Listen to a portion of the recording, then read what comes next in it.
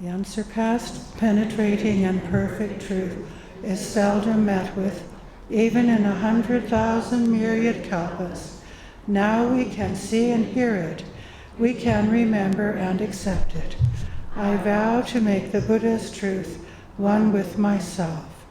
Homage to the Buddha, homage to the Dharma, homage to the Sangha. I'd like to talk about ever-present and infinite compassion. Given that we've just been celebrating our Kanzeon festival, our Great Compassion ceremony today, and when I was asked to do a Dharma talk on this day, what came up was infinite compassion. And then I thought, gosh, that's a big subject. What can I really say about that? Words are always limiting, but we'll do our best to point to something that we can tap into at all times in our training. And in particular, I'd like to explore a bit the relationship of all acceptance to great compassion. For me, these are very much linked, and all acceptance leads to the opening of the door to great compassion. All these images in the hall of the Bodhisattva of great compassion are demonstrating the ever-presence of compassion in our world, in our lives. Mahakaruna in Sanskrit, great compassion, appearing in many different forms. These are only a small number of the various forms, even in Buddhist iconography, that Kanzeon or Avalokiteshvara appears. Always responding to the myriad needs, the infinite number of needs of beings, no matter what form, no matter what time, no matter what place. She who hears and responds to the cries of the world. Reverend Master Daishin, I'd like to pick up on his theme of his dedication at morning service and also at the ceremony just now, that may we all see great compassion surrounding us at all times. In fact, we will find out later that a bit more about that. In fact, more true than we might imagine. The Kanzeon or Avalokiteshvara scripture points us to how we can completely accept adversity, even calamities. We recited that scripture today, one of the most important scriptures in Soto Zen Buddhist practice, coming from the Lotus Sutra. It's also, we open ourselves to universal great compassion through this deep acceptance of whatever situation we're in. This compassion is an essential aspect of our own true nature. This is something very important to remember. It's actually everyone's true nature, not just us, not just Buddhists, obviously, without exception. When life presents us with what seems an impossible situation, we have a choice as to how we react. With our ever-deepening meditation and training, we learn how to respond rather than react by sitting still, taking refuge in all-accepting great compassion. And this is really the purpose of our training as Buddhists and how we help the world as well. So the Kanzeon scripture shows us many instances in which it encourages us to look up to Kanzeon, the personification of universal great compassion, completely accepting when we're, as we say, between a rock and a hard place, whatever that might be. By so doing, again, we open to our heart, our own heart of great compassion, and that is not separate from the beings that are in the universe that are helping us at all times. Where, regardless of what the outcome of the situation is, ultimately we're protected, safe, and at peace in our own true place when we do this. We talk about turning the stream of compassion within, and that's really another aspect of what the Kanzeon scripture is pointing us to. That compassion is not just out there, it's all around us, it's within us. And in particular, perhaps as Westerners, we need to bear in mind that this is really always vital. The beginning of cultivating compassion is turning that stream within, as Kanzeon does, looking inward, listening. The scripture begins by saying, listen to the life of Kanzeon. What is that life? That life is our own life. What's there? beyond the busyness and beyond the views and opinions and feelings and thoughts. As we enter into the heart of Kanzeon, we begin to learn that we can be with every aspect of ourselves. Reverend Master Jiyu often would talk about the with in training. Also, Great Master Keizan in the Denkuroku emphasizes that Shakyamuni Buddha was enlightened with the whole universe. Not an easy concept to understand with the brain, perhaps impossible. But something that is, one doesn't awaken to enlightenment in some vacuum, in some special alternate, universe. It's right here. It's with every single being.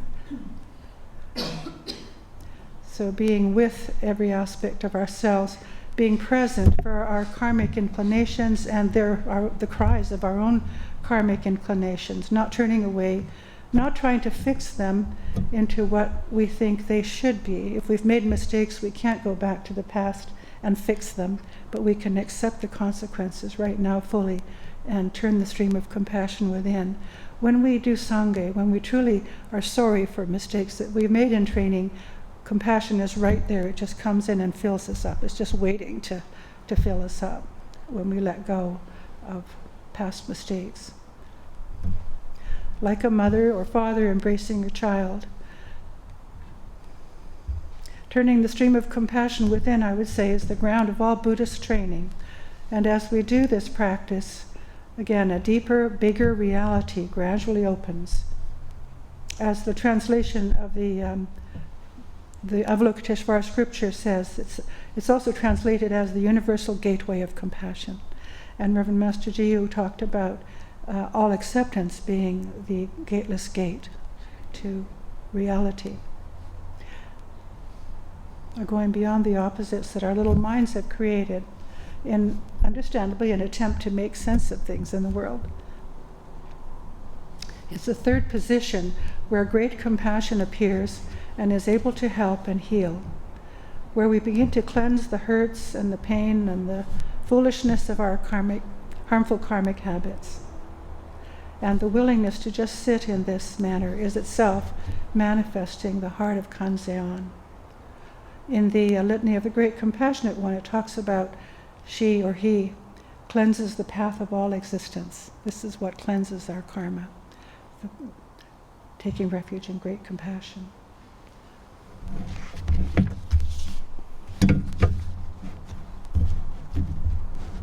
Kanzeon, great compassion, in the Scripture of Great Wisdom, sees all of existence as it truly is, void, unstained, and pure.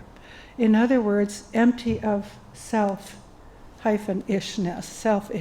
is the way I see it, an attachment to a separate self, a sense of a separate self that is solid and ever abiding, or that in some way can be clung to. We try, but it just doesn't work, and eventually we learn, hopefully, sooner rather than later, to just let go of that attempt to cling to a separate self.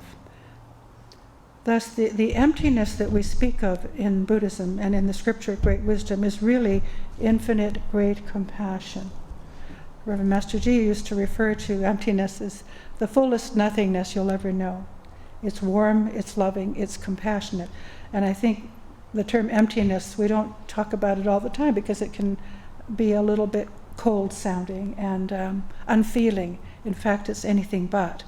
But it's compassion without any judgment, without any discrimination. By infinite, also, I mean without boundaries, completely permeating everything, without obstruction. And it cannot ultimately be destroyed. And we all have experience of this and can have ever-deepening experience of this. So when we look through our eyes of compassion is when we see things as they truly are, as we talk of so often in Zen training. Only when we see through the eyes of compassion can we see things as they truly are. And thus we realize the wisdom of the Buddhas. Kanzeon is us.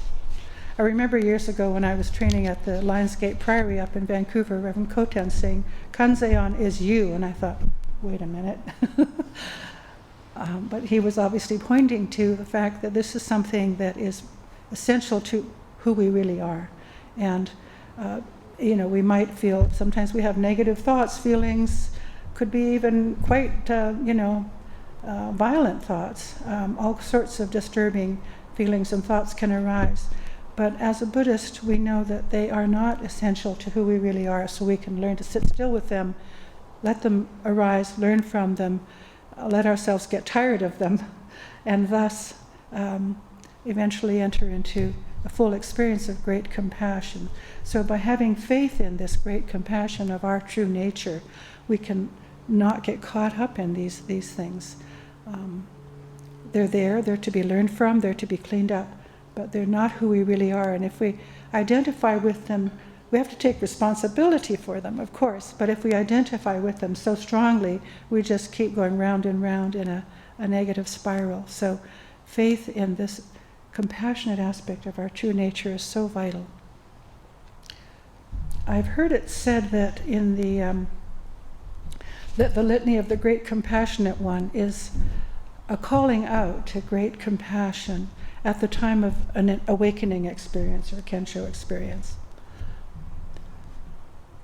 Years ago, I saw a picture, actually, of a life-size statue, a sculpture, which I think was in a Seattle museum. I never went to the museum. I thought I should, but didn't have a chance. A statue of an arahant, apparently at the moment of enlightenment or a major Kensho experience. And I just saw this picture, but what so impressed me about this really beautifully sculpted figure, almost life-size, was his expression of utter trust and refuge, as well as a profound sense of urgency.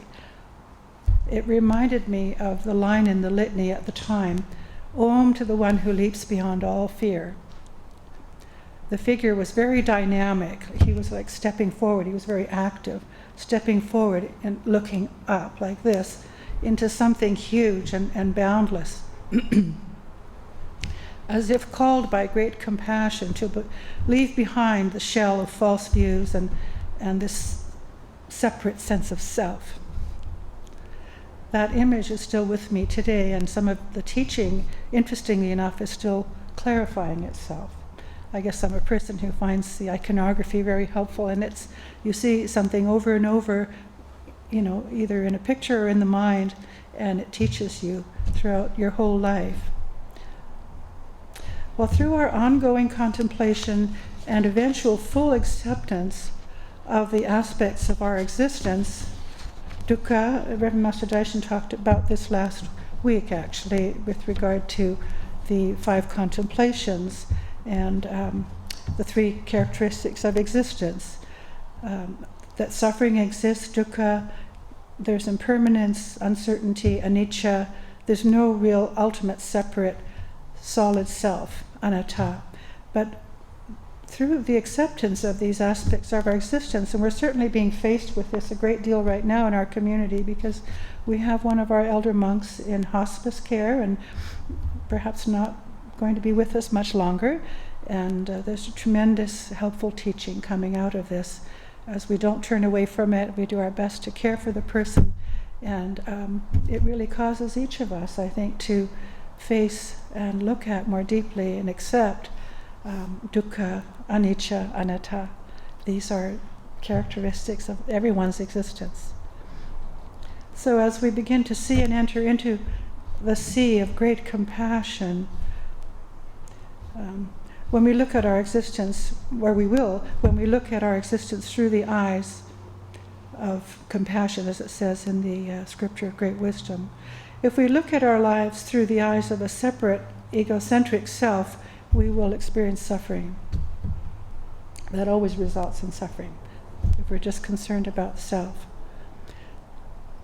There's dismay at losing what we love and want, and what we're receiving. We're maybe receiving what we don't want. We're getting older. We might experience illness. Somebody we love doesn't love us. Whatever it is. That's endless. That can be endless. But every time we let go of clinging to this confused sense of self, we actually enter into the heart of Kanzeon. whether we know it or feel it or not. So the characteristics of our existence don't have to be a source of dread, which they often are for the average person. You encounter impermanence, you can't have everything you want, etc. They don't have to be a source of dread and anxiety to us. I remember once at a hermitage having this sense of watching the stream coming down the hill, realizing that, gosh, this impermanence, which sometimes we kind of try to put off our experience of, really was actually a flow of compassion. It's just always moving us along to something better, something higher, something more true.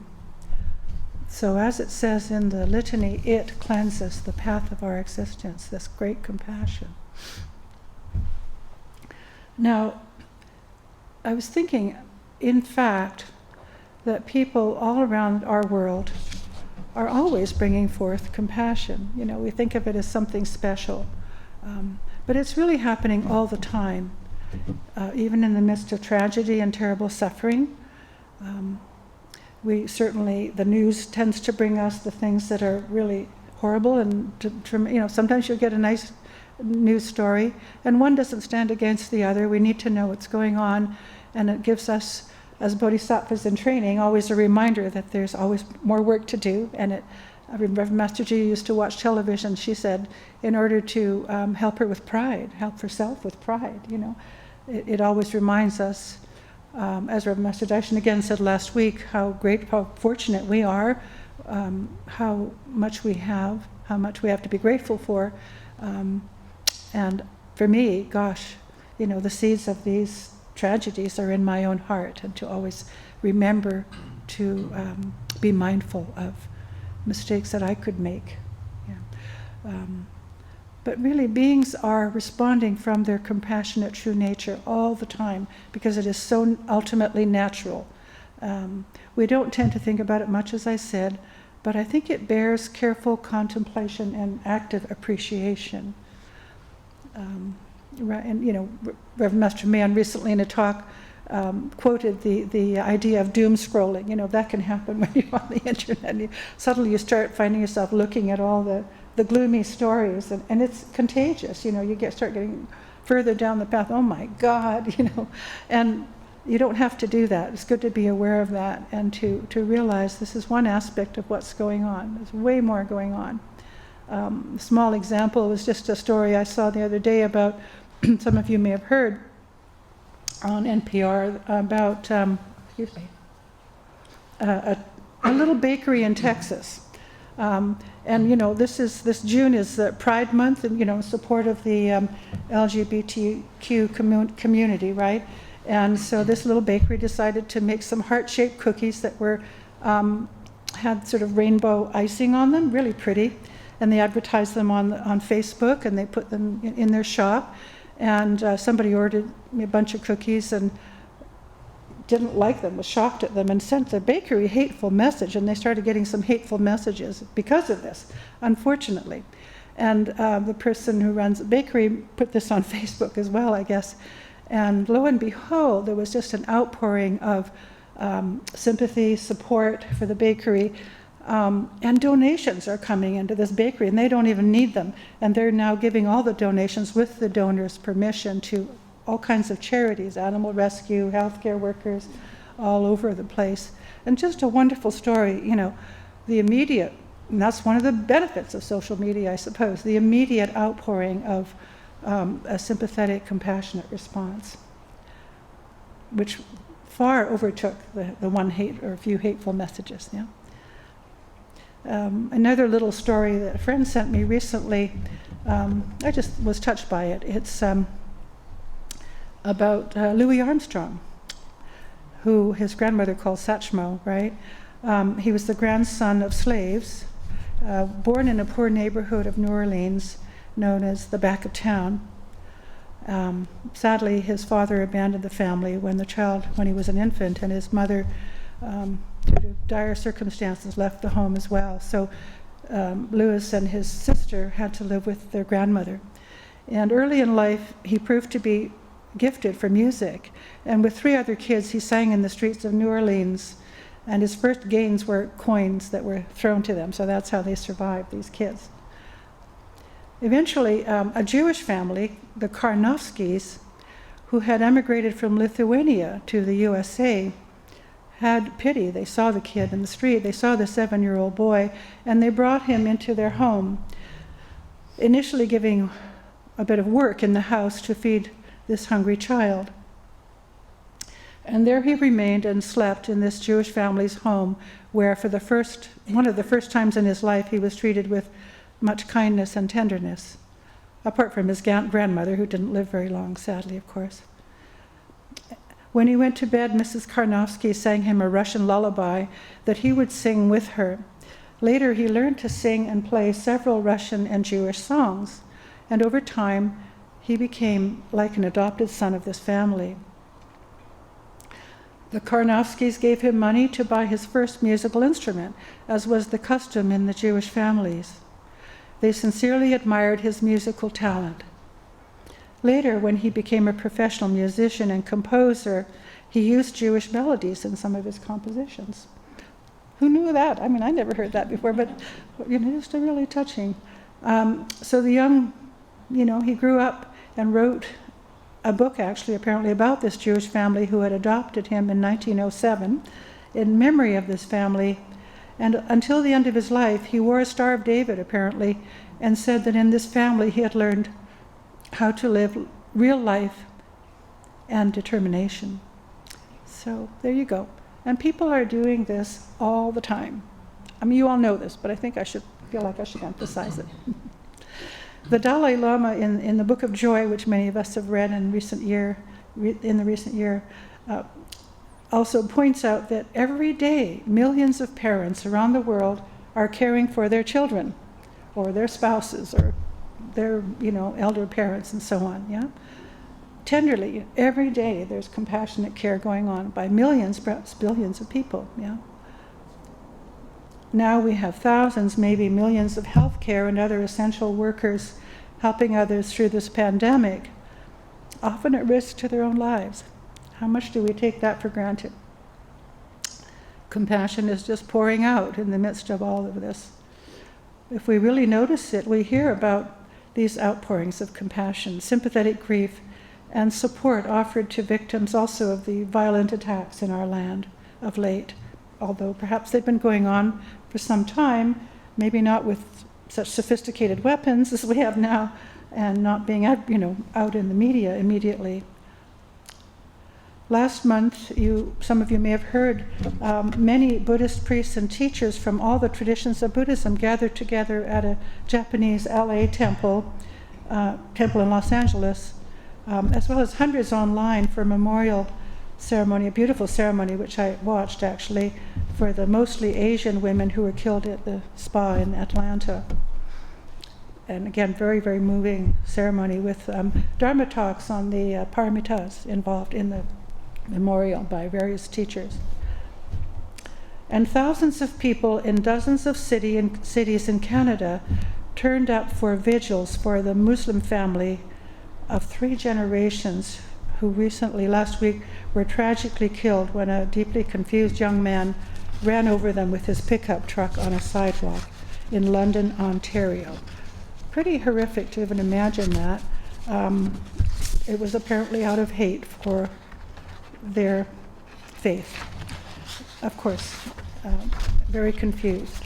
And yet, there's a huge outpouring all over Canada in support of Muslim community and of these people, vigils all over the country in many cities for them. So again, a huge outpouring of compassion, always much more powerful than the hate. So these responses of compassion, no matter how small they may seem, are what create positive long-term change, healing, and peace for everyone in our society. So we must never think of them as being too small. Great compassion cannot ultimately be suppressed. As some of our monks have said, ain't nothing we can do about it. It's always appearing, always there for us, always coming forth, always responding. It's through us that Kanzeon is responding. So I'm going to end with a quote from Reverend Master Koten. He has done some commentaries a few years ago on the scriptures, the Avalokiteshvara scripture, the Litany of the Great Compassionate One, Scripture of Great Wisdom, all the scriptures that refer to Kanzeon in our tradition. Here's one from his commentary on the Litany of the Great Compassionate One. And you'll recognize some of the quotes, some of the from the scripture. His or her life is the completion of meaning. He says, we talk about what is the meaning of our lives or the significance of our lives.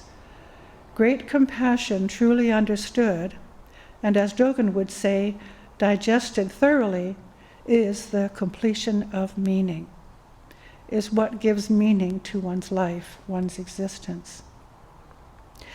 Great compassion in this is not separate from meditation and training.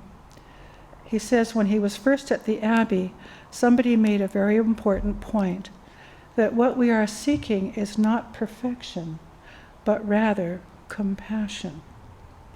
That's a line that has stuck with me, being a perfectionist myself. Yeah, so it's the perfection of Zen that we're after, which is really great compassion. Thank you.